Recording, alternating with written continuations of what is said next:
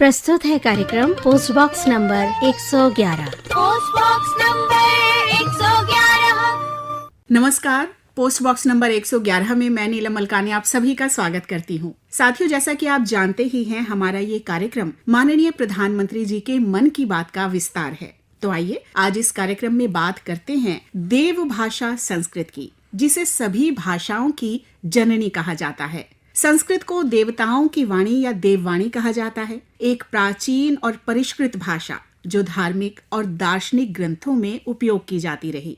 संस्कृत के व्याकरण और वर्णमाला को वैज्ञानिक और व्यवस्थित माना जाता है, जो अन्य भाषाओं से अलग एक विशेष गुण भी है। माननीय प्रधानमंत्री जी ने इस बार 26 अक्टूबर को प्रसारित मन की बात में संस्कृत भाषा का उल्लेख करते हुए बताया कि इन दिनों सोशल मीडिया पर संस्कृत के प्रति युवाओं का खूब रुझान देखने को मिल रहा है। हमारे युवा साथी अपने अपने तरीकों से संस्कृत भाषा में कंटेंट तैयार कर रहे हैं। तो हमने सोचा कि आज हम अपने युवाओं के बारे में तो बात करेंगे ही, लेकिन 2 विशेषज्ञों को हमने स्टूडियो में आमंत्रित किया है ताकि संस्कृत भाषा से जुड़े विभिन्न आयाम जो हैं उनके बारे में भी हम बात कर सकें। स्टूडियो में आज हमने आमंत्रित किया है प्रोफेसर सुभाष चंद्रा को। आप संस्कृत विभाग से हैं, दिल्ली विश्वविद्यालय से। प्रोफेसर सुभाष, आपका हमारे स्टूडियो में बहुत बहुत स्वागत है। धन्यवाद। और साथ ही हमने आमंत्रित किया है हमारे विशेषज्ञ डॉक्टर पंकज मिश्रा को। आप भी संस्कृत के प्रोफेसर हैं दिल्ली विश्वविद्यालय में। प्रोफेसर पंकज मिश्रा जी, आपका हमारे स्टूडियो में बहुत बहुत स्वागत। बहुत बहुत धन्यवाद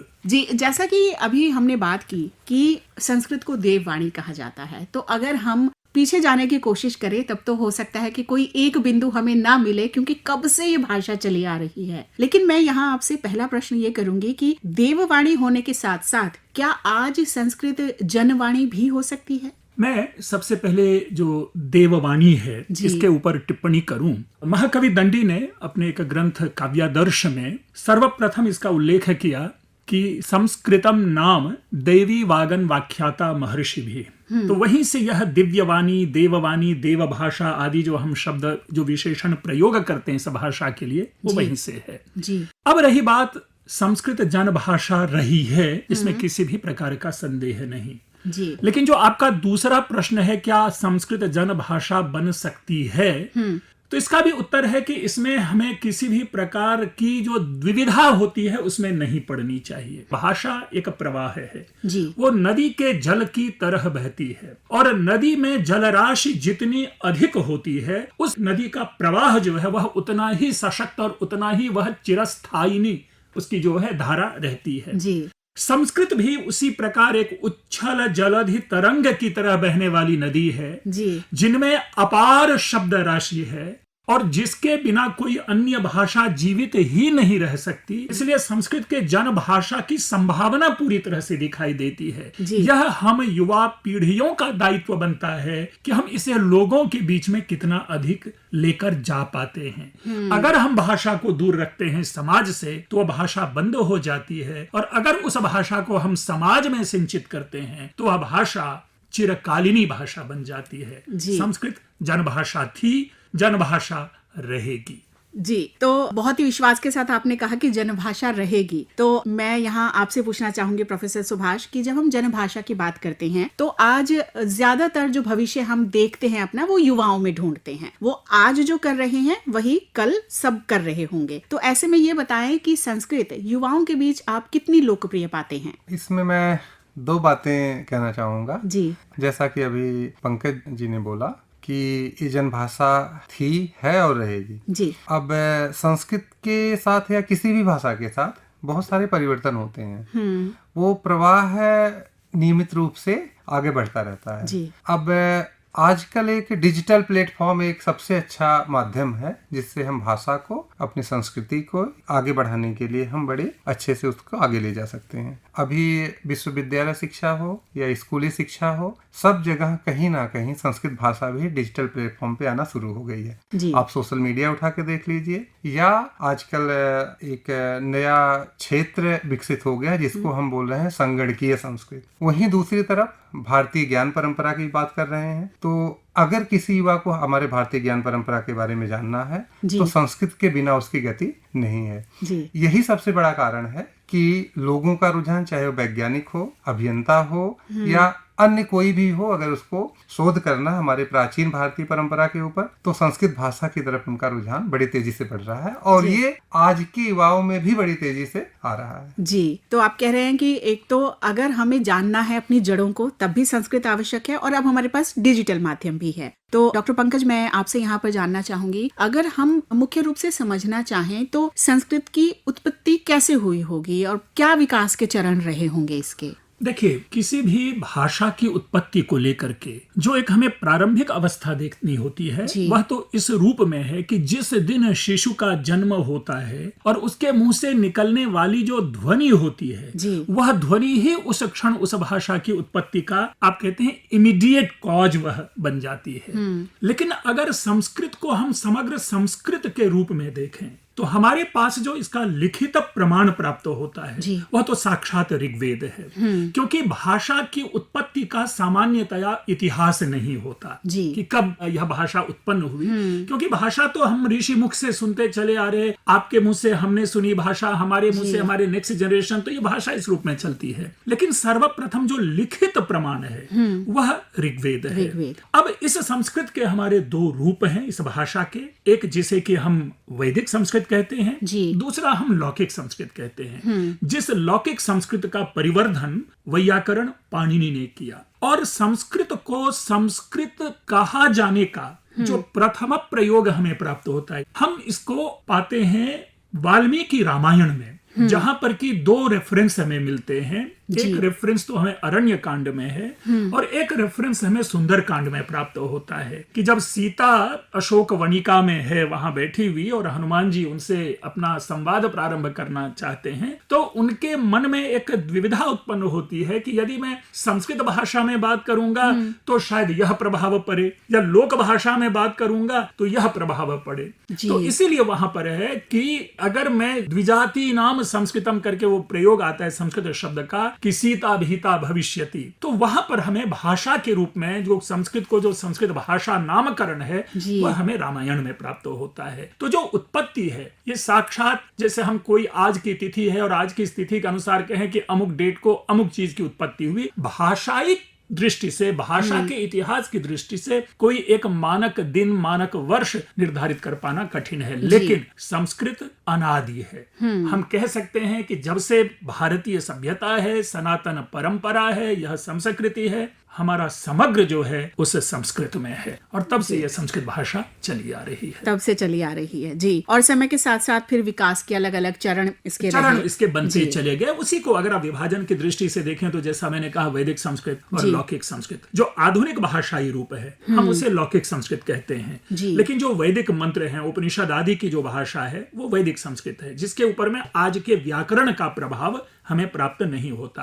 और यूं तो हम सभी जानते हैं कि किसी भी भाषा के दो रूप होते हैं, एक है बोलचाल की भाषा और एक है साहित्य की भाषा। लेकिन यह संस्कृत जो है ये एक ऐसी भाषा रही कि जैसा हम बोलते रहे हैं वैसा ही लिखते रहे हैं। हिंदी आदि भाषा की तरह इसमें क्षेत्रीयता नहीं है। अगर आप अफ्रीका के किसी सुदूर देश में भी जाकर के संस्कृत की बात करेंगे तो जो संस्कृत यहाँ पर है वही संस्कृत वहां पर होगी। लेकिन अन्य भाषाओं में वो परिवर्तन होता चला जाता है।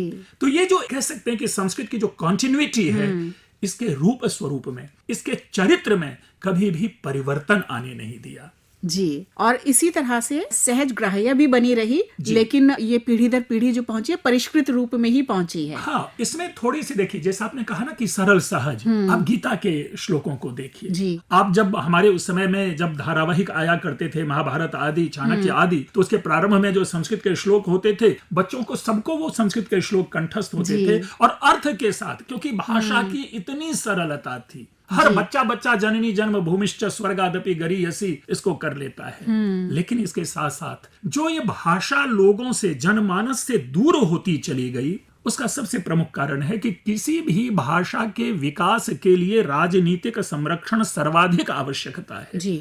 आज का जो वातावरण है, आज का जो संदर्भ है, प्रधानमंत्री जी ने जिस प्रकार मन की बात में संस्कृत के लिए हम युवाओं को कह सकते हैं कि उत्प्रेरित किया है, वह उसी ओर इशारा करता है कि हमारे पुराने दिन आने वाले हैं। जी बिल्कुल। और ये हम महसूस कर रहे हैं कि संस्कृत की दुनिया बदल रही है। असल में जो हमारी दुनिया बदल रही है तो उसका दर्पण भी है कि हम भाषाई प्रवाह फिर से देख रहे हैं, तो संस्कृत की दुनिया भी बदल रही है। प्रोफेसर सुभाष, आपसे जानना चाहूंगी, अभी जैसे बात हुई, पंकज जी ने बोला कि अब जो है वो भाषा और प्रचलित होती जा रही है। ऐसे में आपसे जानना चाहूंगी कि क्या किया जा सकता है कि युवाओं के बीच हम संस्कृत को फिर से लोकप्रिय बनाएं और लोकप्रिय बनाएं? देखिए, मैं थोड़ा सा एक संस्कृत की और भाषा वैज्ञानिक दृष्टि से बात करूंगा। जैसा कि अभी पंकज सर ने बोला कि भाषा का जो स्वरूप है कैसे बदल रहा है, कैसे लेखन रूप में सारी चीजें आती रही, और बाद में क्या हुआ कि हमारे संस्कृत का जो मूल व्याकरण है पाणिनि के समय से भाषा के दो स्वरूप बने। जैसा अभी बोला, एक लिखित जो रूप था और दूसरा बोलचाल की भाषा का विकास हुआ। उसका चूंकि बहुत मानक नहीं था, पाणिनि का व्याकरण बहुत मानक है, स्टैंडर्ड फॉर्म में है। उसका कारण ये है कि जब उस समय की जो संस्कृत बोली जाती थी, लिखी जाती थी, पढ़ी जाती थी, उसी रूप में आज हम कहीं पे भी रहें उसी रूप में पढ़ेंगे। कोई परिवर्तन उन्होंने स्वीकार नहीं किया। पाणिनि के व्याकरण के बारे में अगर मैं बात करूं, उसकी वैज्ञानिकता बहुत ज्यादा है। आजकल हम उसको कंपेयर करते हैं कंप्यूटर प्रोग्रामिंग लैंग्वेज से जी। उस पर अभी हम आगे चर्चा करेंगे। तो उसके बाद जो परिवर्तन धीरे धीरे हुआ बोलचाल की भाषा में, उसी भाषा से पाली, प्राकृत, अपभ्रंश और फिर आधुनिक भाषाएं विकसित हुई और मूल उसका संस्कृत भाषा। अभी हम लोग एक छोटा सा शोध कर रहे थे, एक तकनीकी एवं वैज्ञानिक शब्दावली आयोग है जी, CSTT।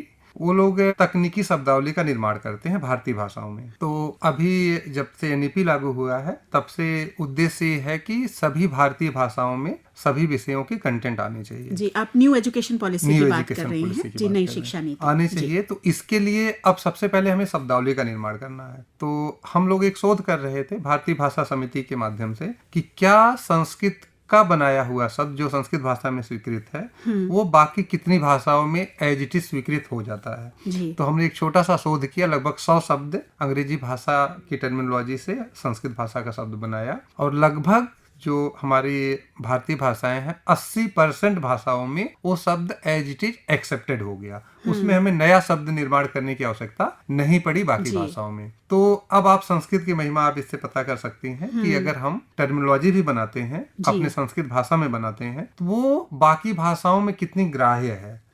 थोड़ा सा बाकी भाषाओं में परिवर्तन ये हुआ कि उन्होंने बहुत सारी भाषाओं से शब्द उठा लिए, नए शब्द आ गए, अंग्रेजी भाषा को अपनी भाषा में ना बना करके एज इट इज उसको अंग्रेजी में प्रयोग करना प्रारंभ कर दिया। तो एक समस्या आई। दूसरा, अभी जो आवश्यकता अभी आप बोल रही हैं कैसे आगे बढ़ा सकते हैं। प्रारंभ में संस्कृत का स्वरूप श्रुति परंपरा से आती थी जी। आज भी कहीं ना कहीं जैसे ही जैसे AI टूल्स या हमारी बहुत सारे डिजिटल डिवाइसेज तेजी से आ रही हैं, तो स्पीच टेक्नोलॉजी का एप्लीकेशन जो आजकल है बहुत तेजी से आ रहा है। हम लोग चूंकि संगणकीय भाषा विज्ञान के विद्यार्थी हैं जी, तो अभी रिसेंट में कुछ साल पहले जब स्पीच बहुत सारे असिस्टेंट सिस्टम डेवलप हुए मार्केट में, तो वो लोग जो साइंटिस्ट हायर करते हैं इसको डेवलप करने के लिए, लिंग्विस्ट, उनको संस्कृत का बैकग्राउंड का विद्यार्थी चाहिए होता है जी। उसका कारण ये है कि हमारे पास जो ग्रंथ हैं, स्पेशली प्रातशाख्य, जो सिर्फ ये बात करता है कि उच्चारण किया कैसे जाता है, क्या क्या समस्याएं होती उच्चारण में, क्या क्या कारक प्रभावित करते हैं उच्चारण में। उसके बाद पाणिनि शिक्षा की है। उसके ज्ञान के बिना हम कोई स्पीच टेक्नोलॉजी का सिस्टम बना ही नहीं सकते हैं जी। तो कहीं ना कहीं IT इंडस्ट्री भी जो आजकल स्पीच प्रोसेसिंग के टूल्स बना रहे हैं उनके लिए भी संस्कृत के विशेषज्ञ की आवश्यकता है। तो लोकप्रियता ऑब्वियसली बहुत तेजी से बढ़ रही है और ये आगे और तेजी से बढ़ेगी जी। जो आपने युवाओं में प्रचार प्रसार की जो बातें की, ये एक बड़ा ही प्रासंगिक, जिसे कि हम रेलेवेंट क्वेश्चन कहते हैं, आज के लिए ये समस्या नहीं है। जिस प्रकार डिजिटल प्लेटफॉर्म है, सोशल मीडिया है, चाहे वो हम उसे फेसबुक कहें, इंस्टाग्राम कहें, या जो भी इस तरह की चीजें हैं, ये जो रील्स और वीडियोज, ये युवाओं को बहुत अधिक आकर्षित कर रहा है। मैं जब छात्र हुआ करता था उन दिनों मेरी यह आदत थी कि हमारे जो बॉलीवुड के हिंदी फिल्म के सॉन्ग होते हैं हम उनको अनुवाद करके गाते थे जी। उससे क्या होता था कि और युवाओं में वो बातें आई कहें तो मैं एक दो गाना को गा करके भी यहाँ पे जी अपने बच्चों बिल्कुल, के लिए सुना मैं सकता हूँ। तो कहने ही आप वाली थी देखिए आपसे। कि एक पुराना गाना है फिल्म संगम का, मेरे मन की गंगा तेरे मन की यमुना का, बोल राधा बोल संगम होगा कि नहीं। मैं जब छात्र जीवन में प्रतिस्पर्धा में हिस्सा लेने के लिए जाता था तो फिलर के रूप में मिडिल में मैं संस्कृत में इस गाना को गाता था। अब उसमें देखिए ऐसे अंतरा है, नदी द्वयस्य मिलनम चैव इत्थं पवित्रं मन्यते, हृदयद्वयस्य तथैव मिलनं स्वर्गो मनोहर उच्यते। सर्वे ऋतवः प्रेम्णः ऋतवो, हर मौसम है प्यार का मौसम, भविष्यति न वा ब्रूहि राधे ब्रूहि संगम होगा कि नहीं। मम मन सह गंगाया तेरे मन की यमुना का, ब्रूहि राधे ब्रूहि संगो भविष्यति न वा। तो इसी तरह से कई ऐसे गाने हैं। एक गाना, एक दो लाइन उसकी भी सुना देता हूँ। तेरे मेरे बीच में कैसा है ये बंधन अनजाना, फिल्म एक दूजे के लिए का। तव मम मध्ये तु कीदृशमिव बद्धं न ज्ञातं, मयापि न ज्ञातं त्वयापि न ज्ञातं। मैंने नहीं जाना तूने नहीं जाना। तो देखिए ये एक प्रयोग है, बहुत ही प्यारा प्रयोग है ये।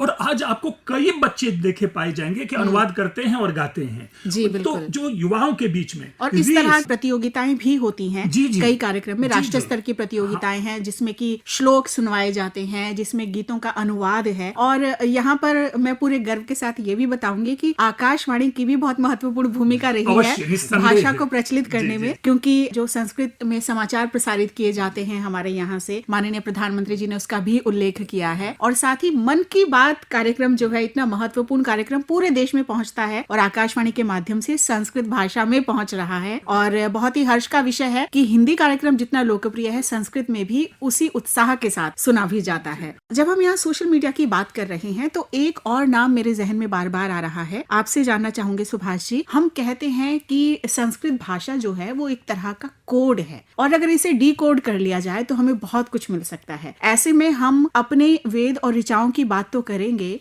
अपने घर गृहस्थी की बात तो करेंगे कि हमारे यहाँ संवाद होता था, लेकिन कहते हैं कि भाषा जो है वो नासा तक भी जुड़ी है। तो कैसे संस्कृत की पहुंच वहां तक है और क्यों जरूरी है संस्कृत का ज्ञान, ये बताइए। इसका सबसे पहला उल्लेख एक 1985 में एक नासा के साइंटिस्ट रिक ब्रिंक्स हुए।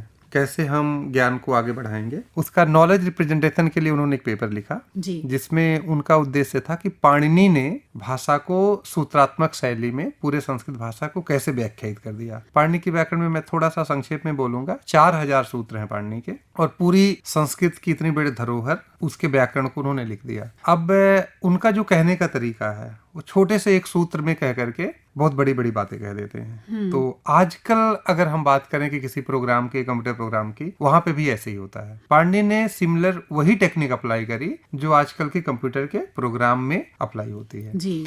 अब मैं इसको उल्टा कहूंगा, कंप्यूटर प्रोग्रामर ने वो टेक्निक अप्लाई करी जो पाणिनि ने अप्लाई करी। और उन्होंने ये सारी चीजें ली कहाँ से? एक लोकप्रियता की अभी बात हो रही थी, उन्होंने लोक व्यवहार से लिया सारी चीजें। जैसे पाणिनि क्या कहते हैं, छोटे छोटे सूत्र में सारी चीजें पिरो देते हैं। जैसे बहुत बड़ी बात कहनी है, पहले उन्होंने क्या किया, एक सारी संस्कृत की वर्णमाला जो है उसको 14 छोटे छोटे सूत्रों में पिरो दिया जी। जितनी भी वर्णमाला जो सूत्र ऐ उण ऋ ऋ ए औ ऐ औच ऐसे 14 सूत्र हैं, तो सारी वर्णमाला इसमें आ गई।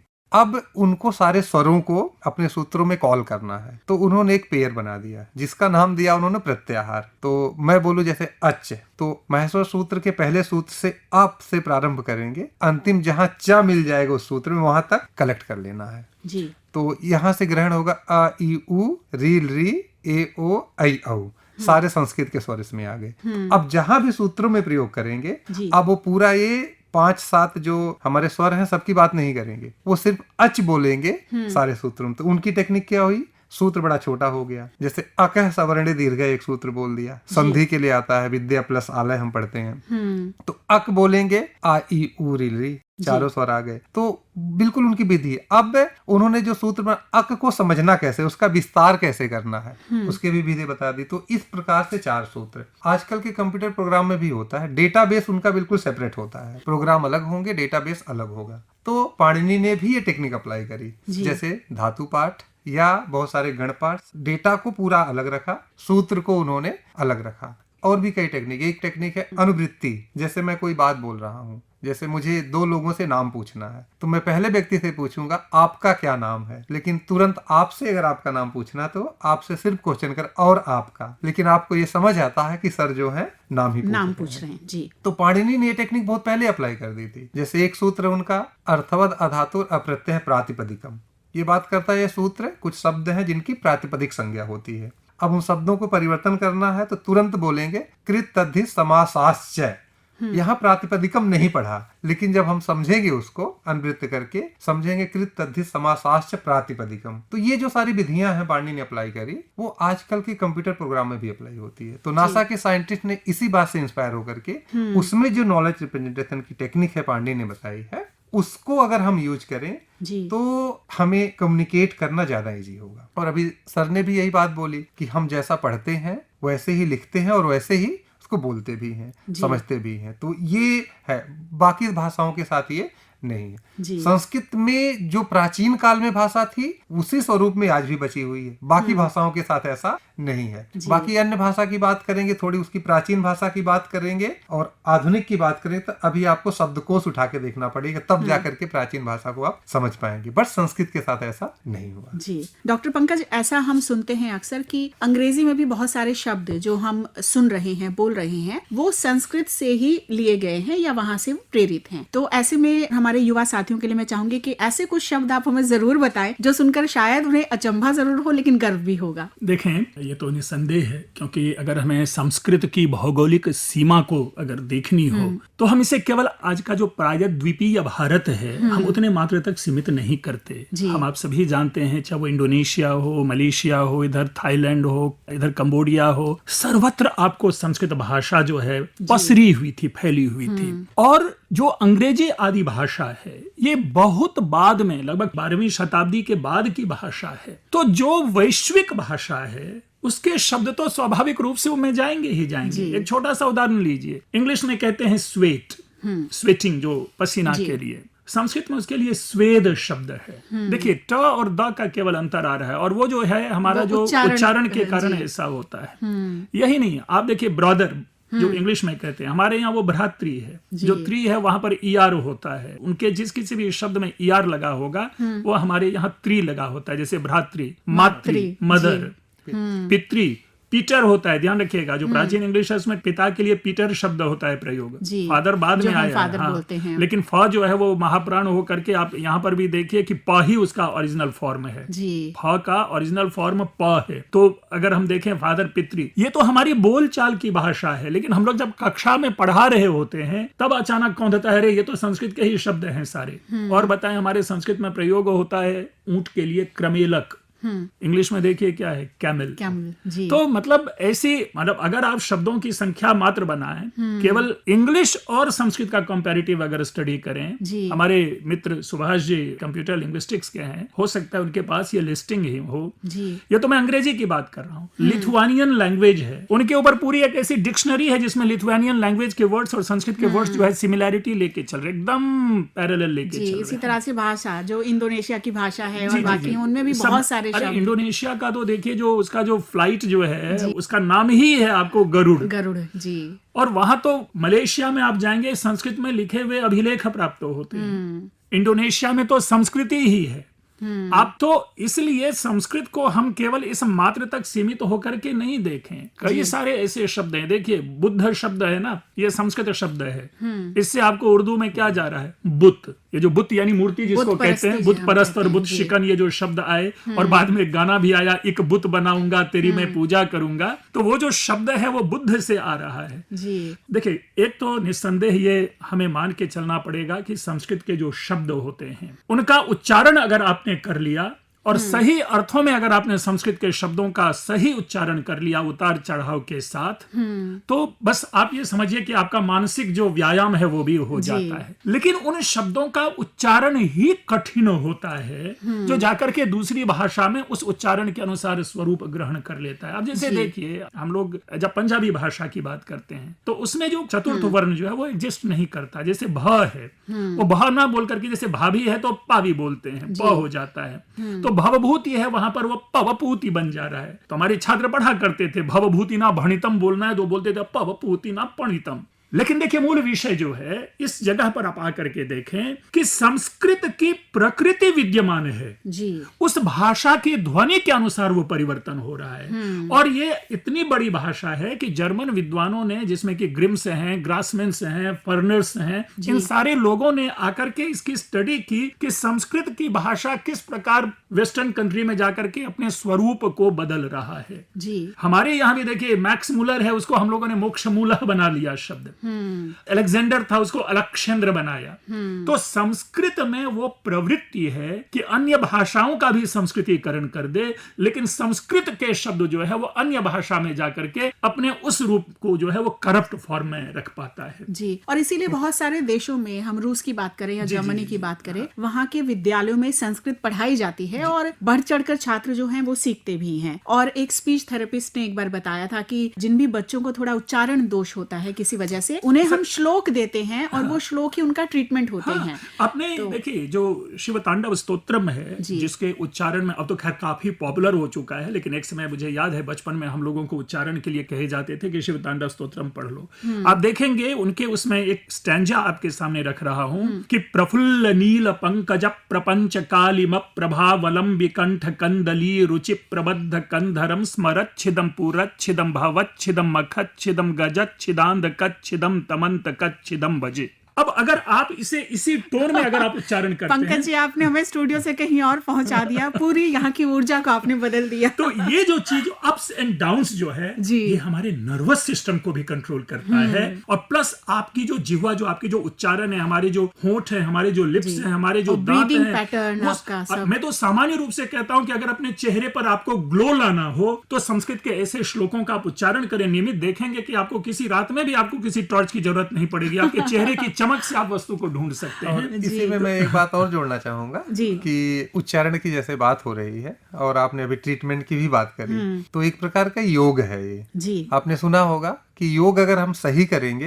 तो उसका हमें परिणाम अच्छा मिलेगा और थोड़ा सा भी गलत करेंगे तो दुष्परिणाम मिलेगा जी। तो यही रीजन था, चूंकि हमारे मंत्रों को प्रिस्क्राइब किया जाता था बहुत सारे ट्रीटमेंट के लिए, इसीलिए हमारे शास्त्रों में उच्चारण शुद्ध होना चाहिए। इस पे बहुत डिबेट रही है कि कभी भी आपको अशुद्ध उच्चारण नहीं करना है। तो वेदों से लेकर के आज भी हम शुद्धता पे ध्यान देते हैं। और अंग्रेजी की आपने भी बात करी, तो अंग्रेजी में आपने देखा होगा बहुत सारे शब्दों में बहुत सारे साइलेंट ध्वनियां होती हैं। पाणिनि ने सीधे बोल दिया कि जो अभी मैंने माहेश्वर सूत्र की बात करी थी उसमें जो व्यंजन है कॉन्सोनेंट, उन्होंने बोल दिया कि व्यंजन के साथ स्वर लगाए गए हैं वो वाकई व्यंजन, लेकिन स्वर लगाएंगे उसका कारण है उच्चारण के लिए, क्योंकि व्यंजन का उच्चारण बिना स्वर की सहायता लिए नहीं किया जा सकता है।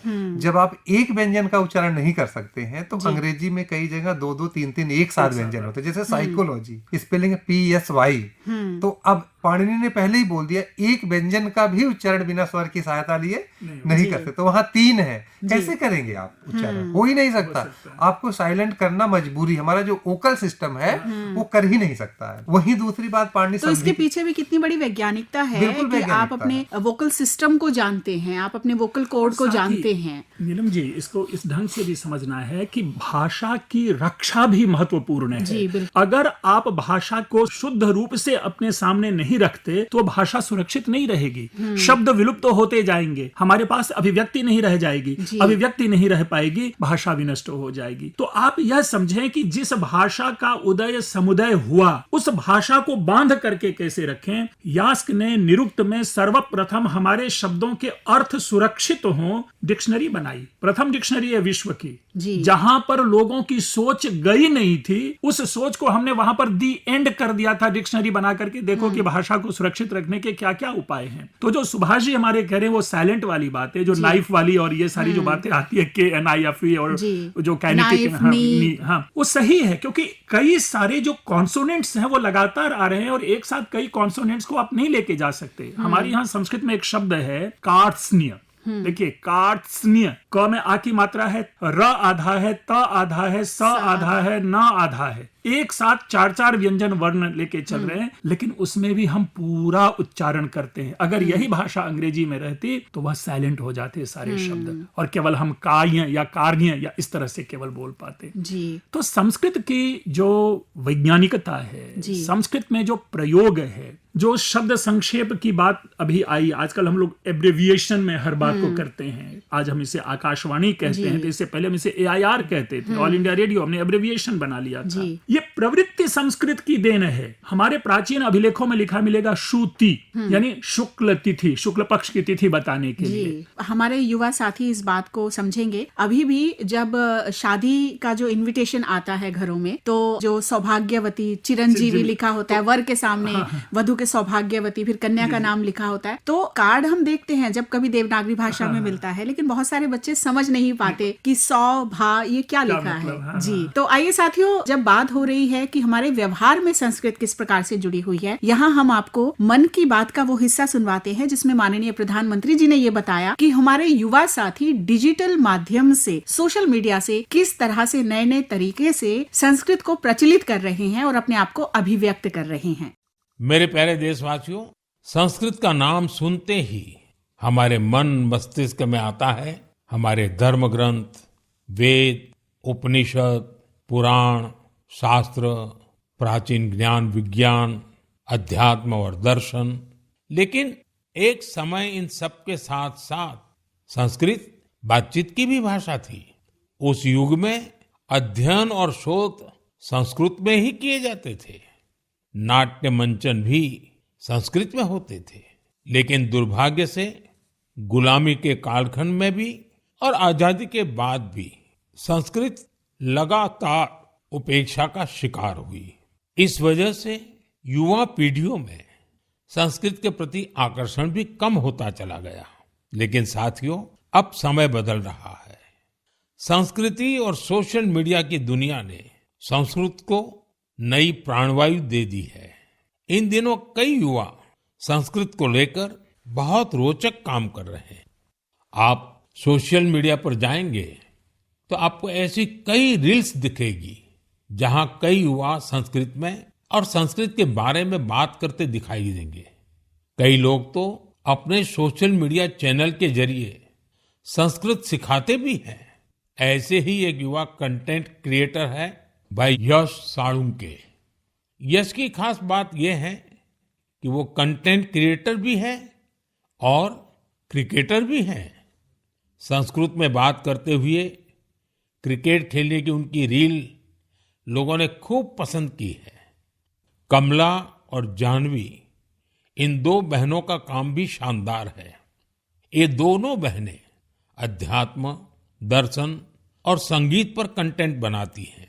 इंस्टाग्राम पर एक और युवा का चैनल है संस्कृत छात्रो अहम। इस चैनल को चलाने वाले युवा साथी संस्कृत से जुड़ी जानकारियां तो देते ही हैं, वो संस्कृत में हास परिहास के वीडियो भी बनाते हैं। युवा संस्कृत में ये वीडियो भी खूब पसंद करते हैं। आप में से कई साथियों ने समष्टि के वीडियोज भी देखे होंगे। समष्टि संस्कृत में अपने गानों को अलग अलग तरह से प्रस्तुत करती है। एक और युवा है भावेश भीमनाथनी। भावेश संस्कृत श्लोकों, आध्यात्मिक दर्शन और सिद्धांतों के बारे में बात करते हैं। साथियों, भाषा किसी भी सभ्यता के मूल्यों और परंपराओं की वाहक होती है। संस्कृत ने ये कर्तव्य हजारों वर्ष तक निभाया है। ये देखना सुखद है कि अब संस्कृत के लिए भी कुछ युवा अपना कर्तव्य निभा रहे हैं। आप सुन रहे हैं कार्यक्रम पोस्ट बॉक्स नंबर 111। फिर से आप सभी का कार्यक्रम में बहुत बहुत स्वागत। और आज हम इस कार्यक्रम में बात कर रहे हैं संस्कृत की बदलती दुनिया के बारे में। और इस बातचीत के लिए आज हमने स्टूडियो में आमंत्रित किया है हमारे दो विशेषज्ञों को। हमारे साथ हैं डॉक्टर पंकज मिश्रा और साथ हैं प्रोफेसर सुभाष। और आप दोनों ही बहुत ही गहन अध्ययन हमारे साथ साझा कर रहे हैं और ये बता रहे हैं कि किस प्रकार से संस्कृत से हमारी जड़ें जुड़ी हुई हैं, लेकिन किस तरह से संस्कृत में हमारा भविष्य भी है। तो पंकज जी, यहाँ पर ये बताइए कि जब हम बात करते हैं भाषा के प्रचलन की, तो एक सहज प्रवाह में वो आगे तब भी बढ़ती है जब उस भाषा में हम काम करते हैं और वो हमारे रोजगार की भाषा होती है। तो ऐसे में आप संस्कृत को कहाँ पाते हैं? देखिए, सबसे पहली बात कि हम जब भाषा को रोजगार की दृष्टि से देखते हैं जी, तो इसमें कहने में हमें किसी भी प्रकार का संदेह नहीं है कि आज की इस बदलती दुनिया में जीविका में यह भाषा पिछड़ रही है। भाषा पिछड़ रही है, विषय नहीं पिछड़ रहा। दोनों में अंतर है जी। क्योंकि जब कार्यालयीय भाषा जब हम कहेंगे तब वो जीविका का माध्यम है, लेकिन जब हम लोक जीवन में इस तरह की बात करते हैं तो संस्कृत में किसी भी प्रकार की जीविका की कमी नहीं है। जो गवर्नमेंट जॉब जिसे कहते हैं उनकी मैं चर्चा छोड़ दूं।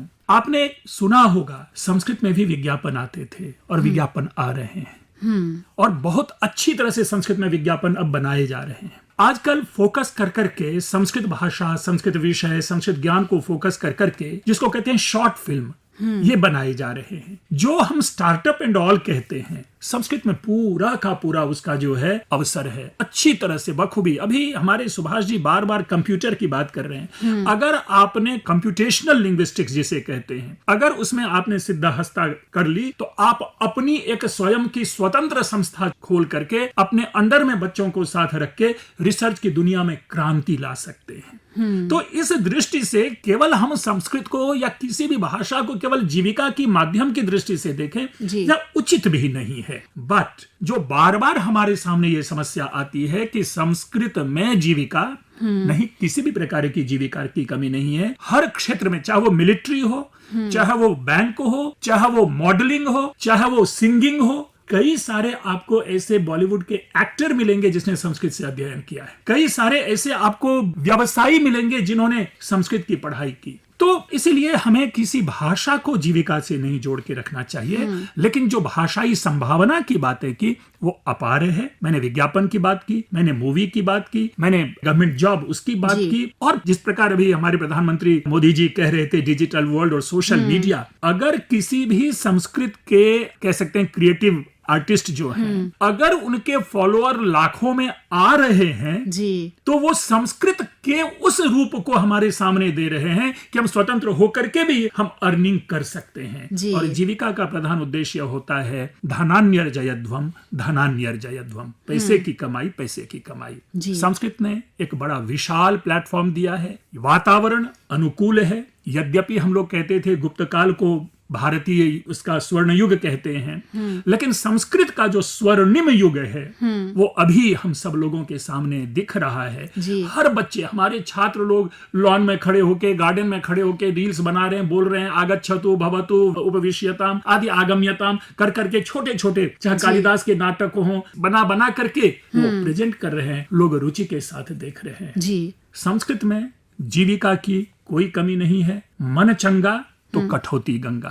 अगर आप में इच्छा शक्ति है तो संस्कृत का द्वार सदैव आपके लिए खुला हुआ है। जी, क्योंकि अन्य विषयों की तरह एक तो ये विषय भी है पढ़ाई का, दूसरा अतिरिक्त ज्ञान इसलिए मिल जाता है क्योंकि जो हमारी प्राचीन ज्ञान पद्धति जो रही है उसके जो सूत्र है, चाहे वो आयुर्वेद के सूत्र हो, चाहे हम ज्योतिष की बात करें, तो आप सहज उसके ज्ञाता भी बन जाते हैं क्योंकि आप वो शब्द जो है वो समझना सीख जाते हैं, वो व्याकरण आपको पता चल जाता है, डिकोड कर पाते हैं आप चीजों को। ये है। ऐसे में मैं ये आपसे जानना चाहूंगी कि कहा जाता है कि भारत में ही हमारे जो भाषाई विविधता है, क्योंकि सभी का मूल संस्कृत है, तो ऐसे में ये राष्ट्रीय एकता का भी विषय है संस्कृत। तो सुभाष जी, आप इस बारे में क्या कहेंगे कि अगर हम संस्कृत जानते हैं तो अपने देश के किसी भी हिस्से में हम जाएं, हम भाषा से कहीं ना कहीं तो जुड़ने ही लगते हैं। आपने बिल्कुल सही कहा। और अगर हम थोड़े से प्राचीन काल की बात करें जी, तो वही स्थिति थी जो अभी अंग्रेजी भाषा की है। जैसे हम कहीं अभी विदेश जाते हैं तो प्रायः हम अज्यूम करके चलते कि अंग्रेजी भाषा वाले लोग तो मिल जाएंगे जिससे हम व्यवहार कर सकते हैं। तो संस्कृत की भी यही स्थिति थी। हमारे प्राचीन जितने भी राज्य या जो भी साम्राज्य हुआ करते थे, सब जगह की भाषा एक जैसी नहीं थी, लोकल लैंग्वेज भी थी, लेकिन संस्कृत थी, सब लोग संस्कृत जानते थे, पढ़ते थे, पढ़ाते थे, जानते थे, तो उससे कम्युनिकेशन होता था। और आज भी हम अगर संस्कृत भाषा जानते हैं तो जैसा कि मैंने बोला था अभी, शब्द बहुत सारे हर भाषा में संस्कृत से कहीं ना कहीं निकले हैं और उन शब्दों का प्रयोग करते हैं तो आपका काम चल सकता है। जी। संस्कृत भाषा के साथ अगर हायर एजुकेशन या स्कूली शिक्षा में भी अगर उसको काम करना है, जैसे बाहर के देशों में अगर आप जाएं, हम जो अभी बात कर रहे हैं एनईपी के तहत कि शिक्षा हमारी भाषाओं में होनी चाहिए, तो अब हमारी भाषाओं में होने के लिए कंटेंट आने चाहिए। जी। अभी मैक्सिमम जो कंटेंट उपलब्ध होता है साइंस और टेक्नोलॉजी का, वो अंग्रेजी भाषा में होता है। तो सारी भाषाओं में कंटेंट बनाना एक बहुत लंबा और बहुत विस्तृत टास्क है। जी। लेकिन अगर संस्कृत की एक कोई मूलभूत शब्दावली बना दी जाए जो सभी भाषाओं में एक्सेप्ट हो जाएगी, तो इससे ये जो कार्य है बहुत ही कम समय में लोगों तक पहुंचाया जा सकता है। जी, बहुत ही अच्छी बात आपने कही। यहाँ पर मैं आपसे जानना चाहती हूँ पंकज जी, ऐसा कहा जाता है कि संस्कृत अगर हम पढ़ते हैं तो सिर्फ एक भाषा का ज्ञान नहीं होता, कहीं ना कहीं हमारी आध्यात्मिक चेतना जो है वो भी ऊर्ध्वगामी होती है। तो कैसे आप इसको परिभाषित करेंगे? देखिए, जब हम भाषा की बात करते हैं, संस्कृत की अभिव्यक्ति या संस्कृत का अभिज्ञान हम केवल भाषा रूप मात्र में ना लें।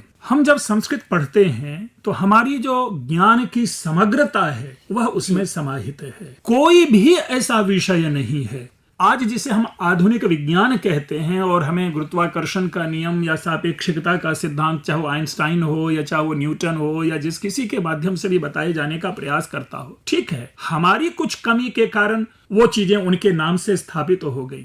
महर्षि कणाद ने, समझिए कि 6वीं शताब्दी के आसपास गुरुत्व की चर्चा करते हैं, शब्द है गुरुत्व, और उदाहरण भी वहां उनके बाद के भाष्यकारों ने, कमेंटेटर्स ने यही दिया कि पेड़ से जो फल गिरते हैं वो गुरुत्व के कारण गिरते हैं। ऐसा नहीं कि मैं कोई बहुत अधिक इमोशनल बात कर रहा हूं, ये फैक्ट है लिखा। आप उस विज्ञान की बात कीजिए जहां पर कि पाए का मान, आज हमें पाए को समझाया जाता है, लेकिन पाए का जो वो मान है 3.1 जो भी है, वो पहले से ही हमारे सामने में प्रस्तुत है।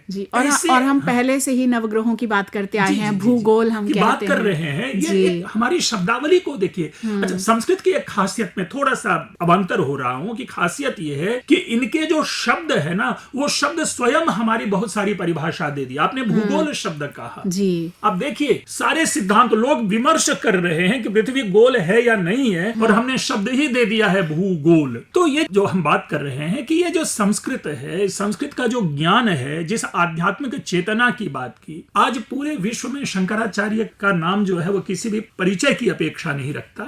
एक से एक बड़े बड़े विद्वान, अभिनव गुप्त हुए जी, आप महाकवि कालिदास हैं, व्यास हैं, वाल्मीकि हैं, इन सारे लोगों के नाम कौन नहीं जान रहा है। और अगर हम संस्कृत पढ़ते हैं तो डायरेक्ट उनकी बातों से जुड़ते हैं। योग की बात हुई, योग की चर्चा हुई, उस योग में अब जाएंगे तो निस्संदेह हम उस अध्यात्म से जुड़ते हैं, हम उस ध्यान योग से जुड़ते हैं। हर वर्ग का मनुष्य, हर स्थान का मनुष्य जो है आज जो है ना एक अवसाद में अपनी जिंदगी जीता है। हमारी गीता वहां पर आकर के वो जो सेल्फ मैनेजमेंट है, जो आत्म प्रबंधन है, कि कैसे हमें अपने जीवन को संतुलित रखना है, कैसे अपने मन को नियंत्रित करना है, उसका एक मार्ग दिखाता है।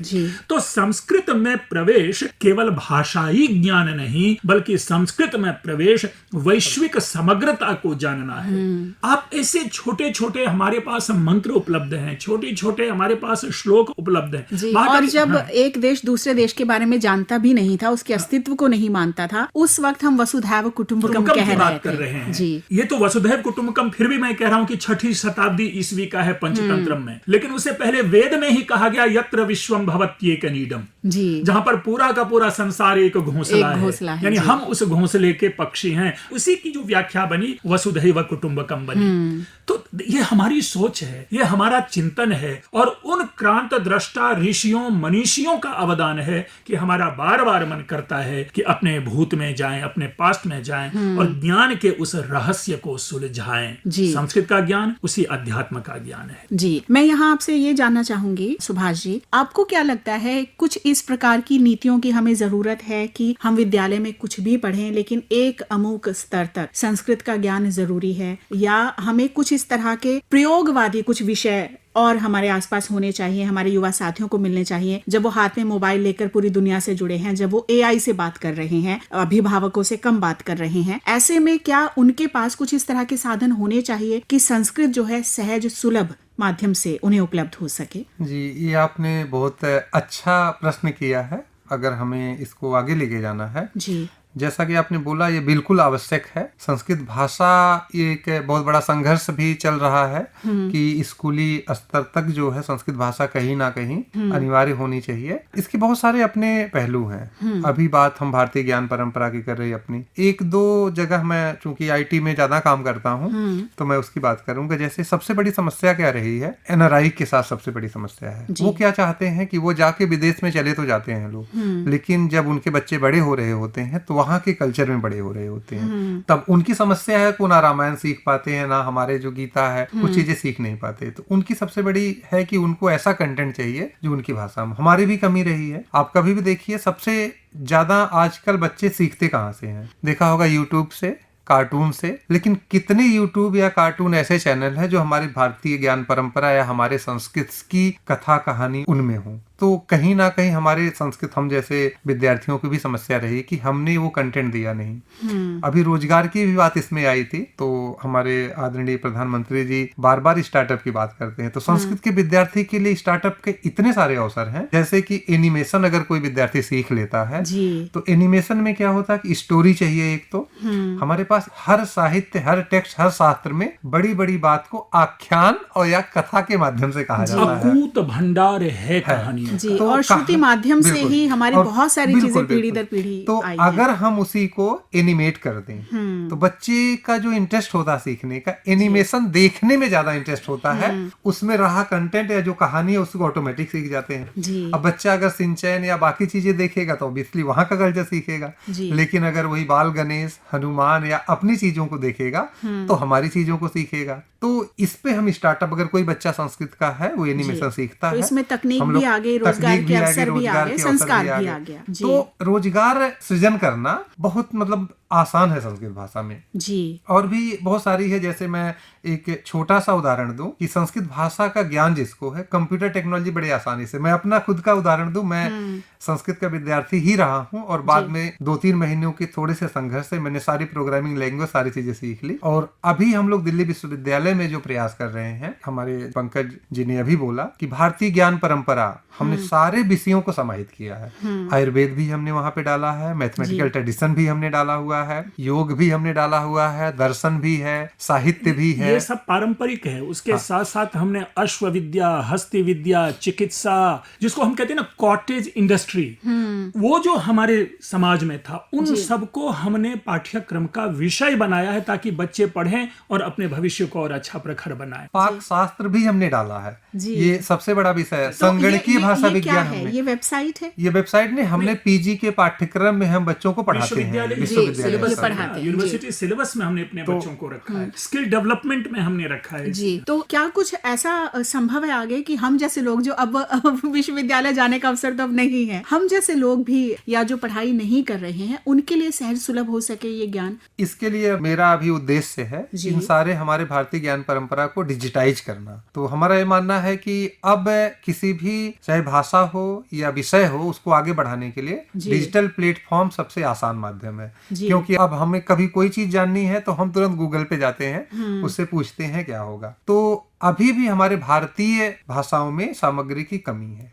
जी। अगर हम संस्कृत की बात करें वहां भी कमी है, क्योंकि हम जैसे विद्वान लोग ही नहीं कर रहे हैं। जिन लोगों ने किया वो संस्कृत से इतर हैं बहुत सारे, तो उसमें बहुत सारी कमियां रही हैं। ये भी रोजगार की और ये भी एक अवसर है। तो अभी मैं अपने विद्यार्थियों का अगर उदाहरण दूं तो बहुत सारे गूगल में काम कर रहे हैं, अमेजॉन में काम कर रहे हैं, क्योंकि स्पीच टेक्नोलॉजी का एप्लीकेशन बना रहे हैं वो लोग, और वहाँ उनको रोजगार के अवसर मिल रहे हैं। बहुत सारे एआई कंपनी जितनी है, आप अभी एआई पे किसी पे भी सर्च करिए, संस्कृत के कंटेंट बहुत कम मिलेंगे और जो मिल रहे हैं रिफाइंड नहीं है। तो वहाँ अवसर हमारे लिए है कि हम अपनी चीजों को डिजिटली लेके जाएं। दूसरा, हम धर्मशास्त्र की अगर बात करें तो धर्मशास्त्र में प्रबंधन या हमारा प्रशासन या हमारी न्याय व्यवस्था वो प्राचीन काल की ये थी, कहीं ना कहीं हर जगह आज भी हम उसका उदाहरण, चाहे हमारा बॉर्डर की भी बात करें, उसकी सिक्योरिटी कैसी होनी चाहिए, देश में रक्षा व्यवस्था कैसी होनी चाहिए, वो सारी चीजें कहीं ना कहीं हमारे शास्त्रों में उपलब्ध जी। क्योंकि पहले भी जो होता था मैन्यूस्क्रिप्ट जिसे हम कहते हैं, पांडुलिपि, वो तो तैयार होती ही थी और शासन उस तरह से चलाया जाता था। और हम लोकतंत्र की बात कहते कहते हैं कि भारत लोकतंत्र की जननी है, तो ये विधा भी हमें जो है वो प्राचीन काल से ही मिली है। हाँ,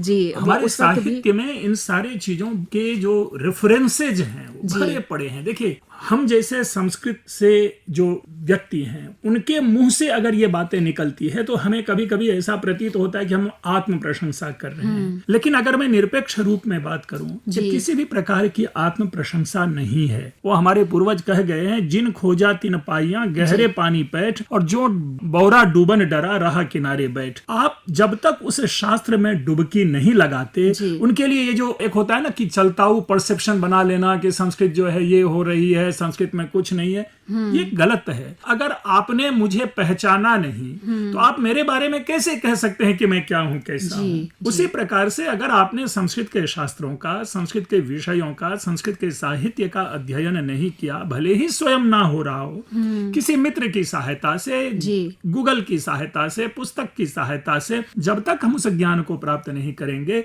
हम संस्कृत के उस महत्व को नहीं जान पाएंगे जिस महत्व के विषय में आज हम बोल रहे हैं। क्योंकि संस्कृत रिजिड नहीं है, इसीलिए आज का हमारा विषय है संस्कृत की बदलती दुनिया। जी, संस्कृत असल में अगर हम कहें कि कोई भाषा नहीं है बल्कि कोड्स है, और इन कोड के जरिए हम बहुत सारा ज्ञान डी कोड कर सकते हैं। तो किस प्रकार से संस्कृत की दुनिया बदल रही है ये हमें बता रहे हैं हमारे विशेषज्ञ। बातचीत को हम जारी रखते हैं। तो सुभाष जी, चलते चलते मैं आपसे एक प्रश्न यहाँ पर ये करूंगी कि जैसा कि आपने बहुत अच्छा विचार ये दिया कि एनिमेशन के जरिए हम भाषा को प्रचलित कर सकते हैं, और हमारे बच्चे जब विदेशी शब्द सीख जाते हैं तो अपनी भाषा भी वो जरूर सीख जाएंगे। ऐसे में ये बताएं कि हायर एजुकेशन में अगर कुछ % रिजर्वेशन दिया जाए भाषा जानने वाले लोगों को, या किसी अन्य तरह का लाभ दिया जाए, या प्रोत्साहन अंक दिए जाएं, तो ऐसे में क्या आपको लगता है कि भाषा के प्रचार प्रसार में कोई मदद हो पाएगी या अन्य कोई तरीका हो? मुझे नहीं लगता कि भाषा के प्रचार प्रसार की बहुत ज्यादा आवश्यकता है जी, क्योंकि जहाँ भी हम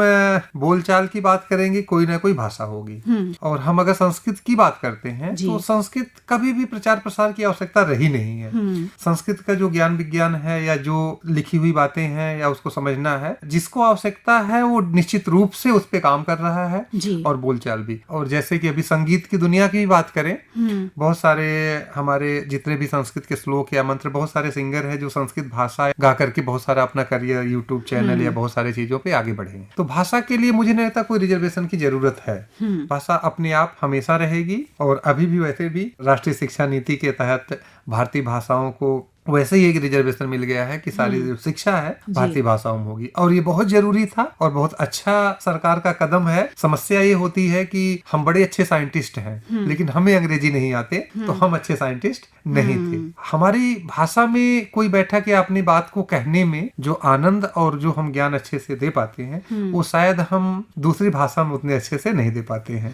तो ये बड़ा अच्छा कदम है कि भारतीय भाषाओं में अगर हमारी शिक्षा हो जाए, इससे अच्छा तो कुछ होगा नहीं। हम पाठशालाओं की या गुरुकुल की बात करते हैं, वहाँ आपको पता ही होगा कि गुरुकुल में सारी चीजें हमारी भाषा में सिखाई जाती थी। पहले का आप सिस्टम देखिए, हमारे यहाँ भिक्षाटन का विद्यार्थियों के लिए कॉन्सेप्ट हुआ करता था। उसका उद्देश्य ऐसा तो नहीं था कि सारे बहुत ही पुअर बच्चे वहां पे जाते थे जिनको खाने की व्यवस्था गुरुकुलों में नहीं होती थी। ये उद्देश्य था ही नहीं। उद्देश्य था कि वो समाज में भ्रमण करे, क्योंकि राजा का भी बेटा वहीं पे जाके पढ़ता था। जो बाद में राजा बनेगा उसको ये भी जानना जरूरी है कि फ्यूचर में कहाँ पे क्या आवश्यकता है, तो पूरे नगर में वो भ्रमण करता था। वही मंत्री भी उसी गुरुकुल से निकलते थे, उनको भी जानना जरूरी हमें क्या करने की आवश्यकता है, विनम्रता का भाव लाना। तो ये सारा जो सामाजिक शिक्षा की बात हम बोलते हैं वो सारी चीजें शिक्षा में शामिल थी। तो कहीं ना कहीं भाषा के लिए अब बहुत ज्यादा प्रचार प्रसार हो रहा है। भाषा में अब अलग से रिजर्वेशन की कोई आवश्यकता नहीं है। रोजगार के अवसर भी सृजित हो रहे हैं और अपनी भाषा में बहुत सारे अवसर हो रहे हैं। बस व्यवहार की आवश्यकता है, व्यवहार रहे। जी डॉक्टर साहब, आप क्या कहेंगे? जो आपने भाषाई आरक्षण की बात की, मैं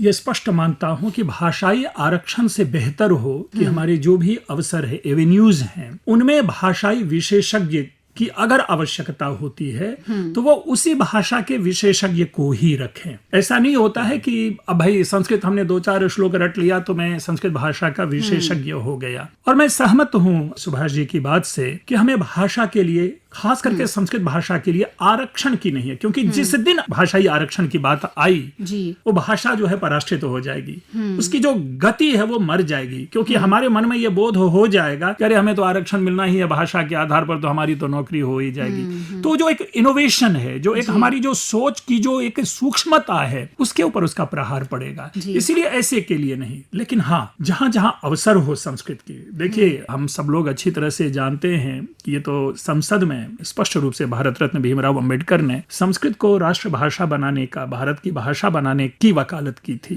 वो दिन फिर से आए जी कि संस्कृत पूरे भारत की भाषा बने, उसके लिए प्रयास हो। संस्कृत सर्व प्राचीन भाषा है, उस भाषा की जो अस्मिता है, उस भाषा का जो अस्तित्व है, उसको फिर से समाज के सामने रखा जाए। ये भाषा चल पड़ेगी, ये भाषा किसी भी आरक्षण के बिना अपने को सशक्त रूप में समाज में स्थापित कर लेगी। जी, इसी कामना के साथ आज का हमारा ये जो एपिसोड था पोस्ट बॉक्स नंबर 111 का, ये समर्पित हमारी देववाणी को, संस्कृत भाषा को। संस्कृत की बदलती दुनिया पर हमने बातचीत की अपने दो विशेषज्ञों से। दिल्ली विश्वविद्यालय में आप संस्कृत विभाग के प्रोफेसर सुभाष चंद्रा हमारे साथ इस कार्यक्रम में रहे, और डॉक्टर पंकज मिश्रा, आप दोनों का मैं बहुत बहुत धन्यवाद करती हूँ अपना समय हमें देने के लिए। नमस्कार आपको भी और हमारे श्रोता वर्गों को भी बहुत बहुत धन्यवाद। बहुत बहुत धन्यवाद। तो इसी के साथ मैं नीलम मलकानिया, कार्यक्रम प्रस्तुत करता शाहनवाज खान के साथ अब इस कार्यक्रम से आप सभी से लेती हूँ अनुमति। नमस्कार।